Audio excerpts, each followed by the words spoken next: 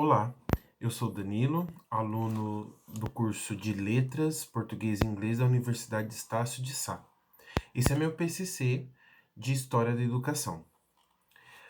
Eu gostaria de primeiro destacar alguns pontos interessantes da história da educação que eu acho que hoje nós ainda temos aplicado essas coisas no nosso dia a dia. Por exemplo, da Antiguidade Clássica, uma coisa que foi bem claro era o ouse saber. Roma, ela dominou a Grécia e continuou adquirindo essas características parecidas de buscar o conhecimento. E hoje nunca foi tão fácil buscar conhecimento como nós temos essa facilidade. A internet, vídeos, YouTube, qualquer lugar você tem muito acesso fácil ao conhecimento. Então basta um clique e a gente consegue aprender muitas coisas. Um ponto também interessante que eu aprendi com respeito à Idade Média é que, ao contrário do que muitas pessoas pensam, que foi um tempo, uma era perdida, na verdade havia sim conhecimento. E algo que eu achei muito legal é com respeito aos vitrais, que é a forma como a igreja contava uma história, tinha leitura pública, e aqueles vitrais que eram formados nas igrejas, eles poderiam ter essa experiência. E nós temos algo parecido. O cinema, o teatro, a música são algo que, querendo ou não, nos ensina, nos passa uma ideia, como as músicas, danças típicas de regiões. Isso é história e é educação porque ela sempre vai ensinar.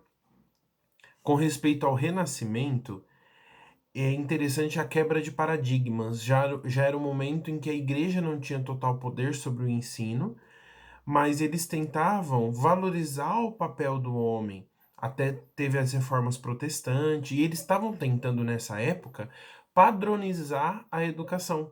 E isso é algo interessante que hoje é buscado cada vez mais. E no caso do iluminismo, uma coisa que não era o suficiente para eles era o ensinamento da religião. Por exemplo, é porque que chove? Ah, porque Deus quer. Por que acontece isso? Porque Deus quer. Não, na verdade, eles buscavam uma resposta, uma explicação científica para cada situação e acontecimento. Então a pedagogia dependia do estado e do momento. Então algumas coisas que são interessantes, que eram coisas do passado, mas que hoje estão muito presentes na nossa vida, no nosso cotidiano, algumas características do passado que hoje ainda são tão influentes e importantes para a gente. Agora, um ponto que eu queria destacar também é uma comparação entre a história moderna com as propostas pedagógicas de escolas que temos hoje em dia. Diferentemente do militarismo, que tinha uma tendência tecnicista, e o caráter humanista durante esse período era reprimido no período militar. Só que a partir de 1988 teve a promulgação da Constituição Cidadã e as mudanças da educação, como por exemplo a redefinição do sistema de educação, eles tinham como prioridade educação é direito de todos e dever do Estado e da família.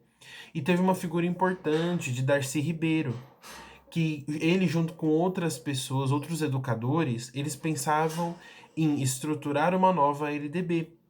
E alguns pontos relevantes disso é a gestão democrática para unidades escolares, aumento da carga horária, também valorizar as equipes pedagógicas e a criação do Plano Nacional de Educação.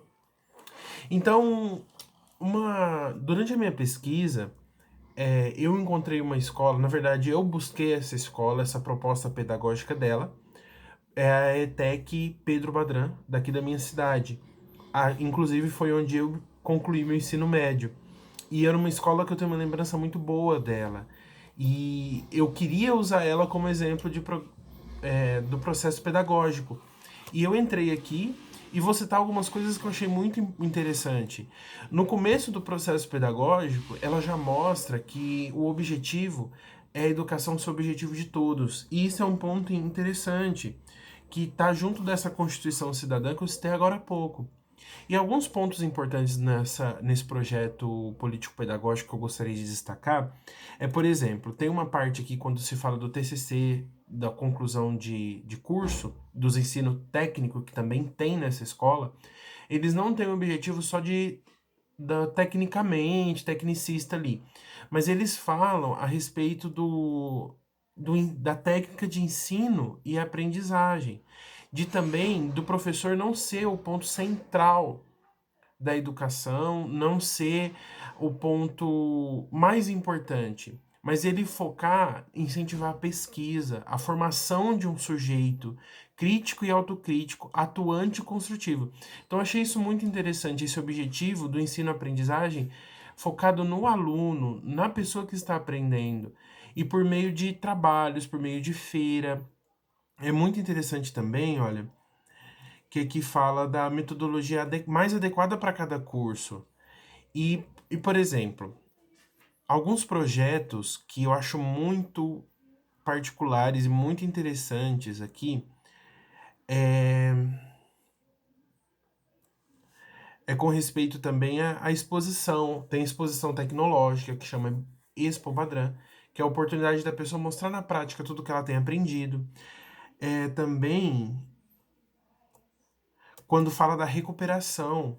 A recuperação de um aluno que não foi bem numa matéria é de responsabilidade também dos educadores. Promover que aquele aluno consiga realmente aprender aquilo que ele tá sendo proposto a conhecer, a estudar.